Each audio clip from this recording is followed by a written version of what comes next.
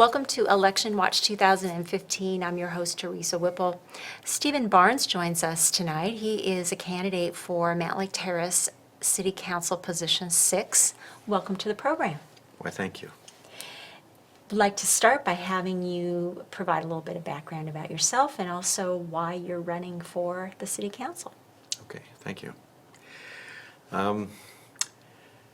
Well, in 2013 and 2012, the city floated a city hall proposal, $25 million. And in April of 2013, they did the same thing. They used the city newsletter, which I understood, according to PDC regulations, is not appropriate unless they allow space for the other opinion. The materials that they then presented were for people who did not understand statistics and how they're put together. It was controversial, to say the least. And in their in the chart that probably most citizens have seen, it compared a 30-year cost with a 50-year cost, which nobody really does. It wouldn't be right to do it that way, and the costs were unequal. They were a mortgage versus the full costs of the lease package, and uneven time. So at the time, I was working with Len French, who also became a candidate in 2013, as I did. And he worked up a chart using the city's numbers and figured that the real cost, they showed them in the 40s, but the real cost was really about 18 million if you compared equals to equals. So it was, for people who didn't understand, it gave a false impression. Anyway, these kinds of things, there were at least 6 or 7 items on that particular chart that were disputable and were irregularities, to be kind. So I became involved with that campaign, and not because I'm against the City Hall, but because I found out in the process of my investigation that the commercial building index at the time was $400 per square foot, and that is what the city's own consultants had said would be the proper amount to peg in order to figure out the cost for building a city hall. So, all things given, I felt that the citizens were not being given a clear picture, and I worked with the No campaign because I didn't want us to be saddled with something that was twice as expensive as it should have been. It was $1,000 a square foot versus $400, which was standard at the time. And then I considered it and decided to run for City Hall. I'd been attending city meetings, and I still attend or listen to city meetings. And I noticed that there was almost no participation from the people. And one of the things that I mentioned in 2013 was the way it has been set up. If you don't say anything, you're automatically counted as a yes vote in whatever they do. And the way they had it is they have work study meetings. But in those work study meetings, they actually make decisions that they then, in the end, only in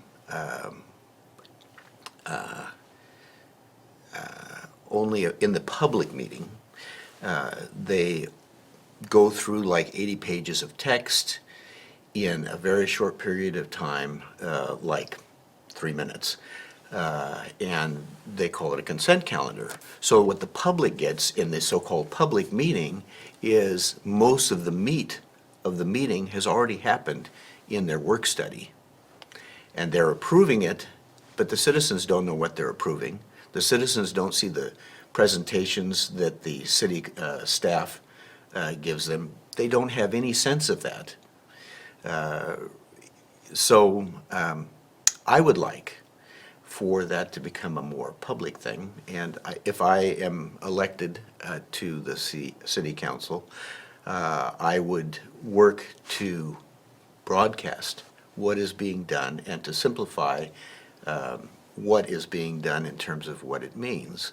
That's possible because I have a degree in real estate. I understand real estate law, and so I can simplify things and present them in a way that is understood.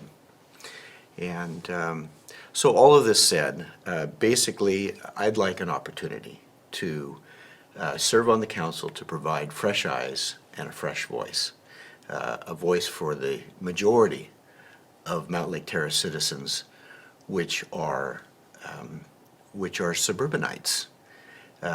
What is probably 60 to 80% of the time, what is discussed is that little urban center that the city is enamored with, and I understand there are good reasons for having an urban center. I'm not against that. But I am concerned about it spreading, which I've already seen indications of, and I can talk about later when we have that opportunity. Okay. And you said you had a background in real estate. Is that what your profession is at this point? Oh, no, not now. Okay. But I did serve 7 years in real estate. I have a degree with Shoreline Community College. I even taught at my advisor's request the exam for real estate at Shoreline Community College. Okay. Okay. You mentioned City Hall earlier. There's been talk about putting a new measure on the ballot for the City Hall, whether to build another, City Hall on the existing land that the city owns, or to continue, another option would be to continue renting at the building that they're at now. What is your feeling on what should be done next with that situation? Well, the truth is, if the city council had followed the recommendations of their own consultants and built or proposed to build at $400 a square foot, an $8 to $10.5 million structure, it would have already been approved. We'd already be talking about extensions and other things that could be done. It would already be a past story. But because they chose to go $1,000 a square foot at the time when Mill Creek was building a $250 a square foot city hall, it just doesn't make sense. And the citizens are smart enough to not have that 60% that say yes. Even though many of us would like a city hall, it should be one that makes sense. So do you think that they should continue to rent, or are you hopeful that they will come up with a low-cost solution that citizens can approve? I'm in favor of a city hall which runs, right, currently it's like $413 per square foot. It hasn't changed much because we had that dip where everything went down. So it still would be somewhere in the range of 12 million or something like that. It would be close to the original proposal that the consultants had given them in, I think it was 2008. Okay, all right. Another question that has come up is, kind of the parks and recreation programs and the fact that the recreation pavilion is in need of repairs. And some have suggested maybe the city might want to consider a metropolitan park district that would give, a single funding source just for parks and recreation programs. Do you have any thoughts on that at this point? A lot would depend on what's in the box. The truth is that a metropolitan parks district is another way to fund. The city council would act as the board for that.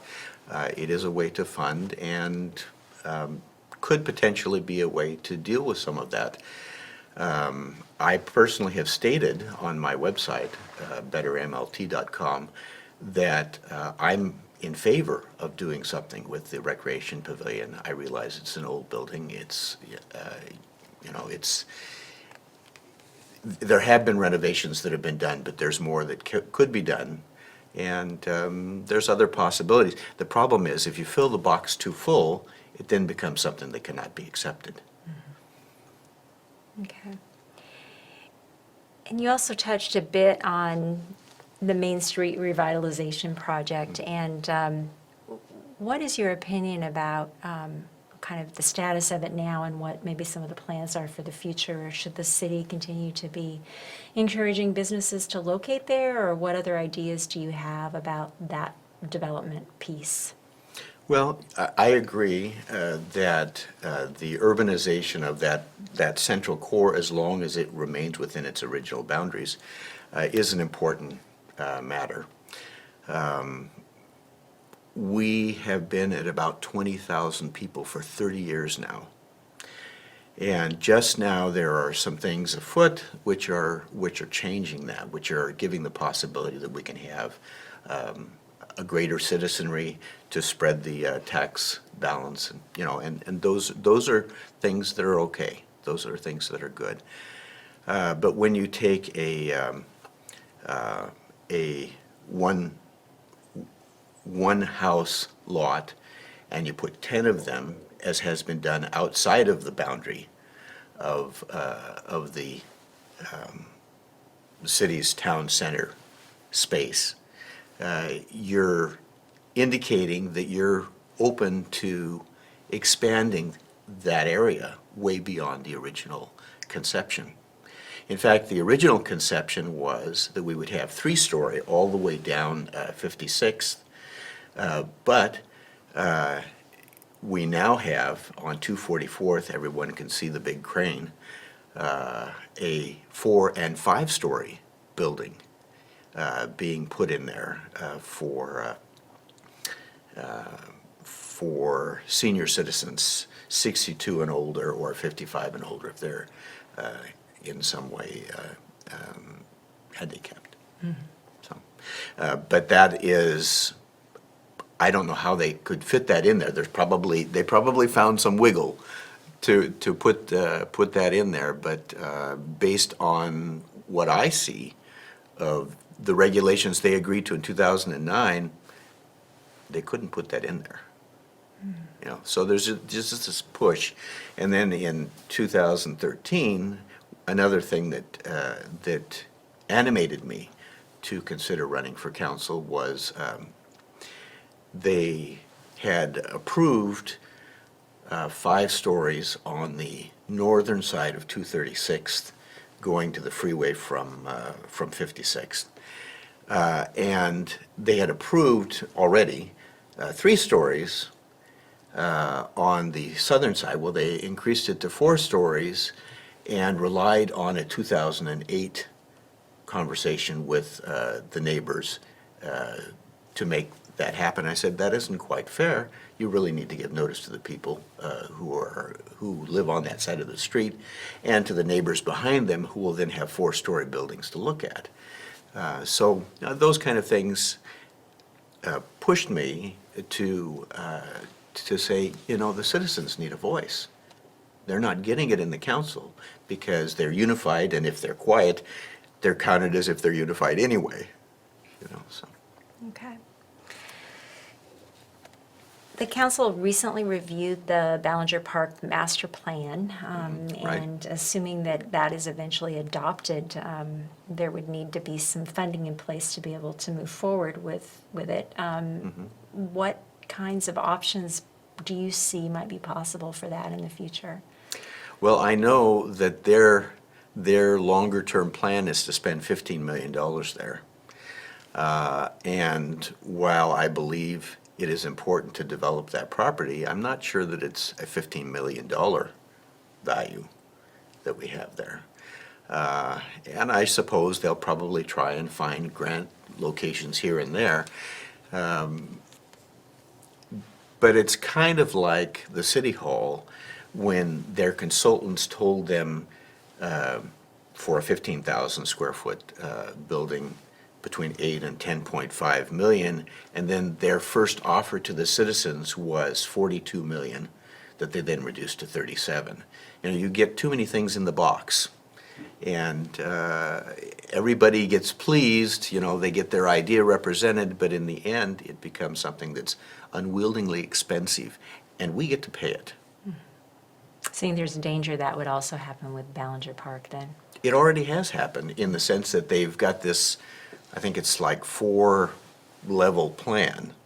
They're going to do the easy things in the beginning, and in the end, they sock us for, I don't remember what it was, I read it, but the largest portion is at the end. So they lull you to sleep, and then they shove in the big bill. So. There's been some talk about the current four-way stop that they put in at 220th and 58th since the Brighton School has gone in there. Yes. That perhaps maybe a roundabout or a stoplight might be a preferable option. Again, that takes money if they decide to pursue one of those. Any thoughts about that particular project and what should be done there? Well, I do know, I had friends who were violently opposed to that, and so I went up there myself and looked at it, and the truth is that people who were on 58th just couldn't get out if there was a lot of traffic, and this way everybody gets their turn. It's not ideal because 220th is one of our major thoroughfares, but it does solve the problem of allowing everyone equal access. A roundabout would be a way. Roundabouts sometimes are confusing for older folks, however. And, I would leave that to the experts, but a roundabout gets us away from paying for an expensive light. But some people say a light should have been the first option, and it should have been taken care of by the large development which is coming on above Brighton. And Brighton. They should have participated, is what some people say, and there's some merit to that. Okay. Shifting gears just a little bit, there have been, an increasing number of homeless folks who have been camping in public and private areas in Mountlake Terrace. And what do you see as, some strategies for addressing that issue? To be honest, I didn't know about it. And when you told me earlier today that was going to be something that you were talking about, I was thinking, I haven't seen them. I know that the city of Seattle, if we were following their example, we would ask humanitarian groups if they would house them in their space or something like that. But there aren't that many places where you could have a tent city, and usually NIMBY comes into play, not in my backyard. So I don't know what the proper answer would be. I don't know that there are large numbers of people sleeping out somewhere. So I'm not aware of it. Okay, fair Yeah. enough. Well, we've reached the point in the program where you have an opportunity to directly address the voters and tell them why they should vote for you. So I'm going to give you a chance to do that right now. All right. I thank you for taking the time to come this far in the interview, and I would like to offer myself, Stephen Barnes, as a prospective city councilman for you, and would like you to consider me because I will seek to be an honest counselor. I will seek to preserve our suburban values and vote in a way that reflects our suburban values. I would serve as a frugal council person and would look at what I'm approving or not approving based on frugality, based on a budgeted sense. And finally, I would promote businesses that we can use. I know in the when the studies were done for downtown, they talked about well, they didn't talk about bowling alleys, but bowling alleys would be a family event. They talked about restaurants, they talked about bookstores, those kind of things. I would promote that kind of thing for the downtown area. And I would appreciate your vote come October when you mail it in, or November. Thank you. Stephen, thank you so much for coming in, and I appreciate you taking the time. I wish you the best of luck in your campaign. Appreciate it.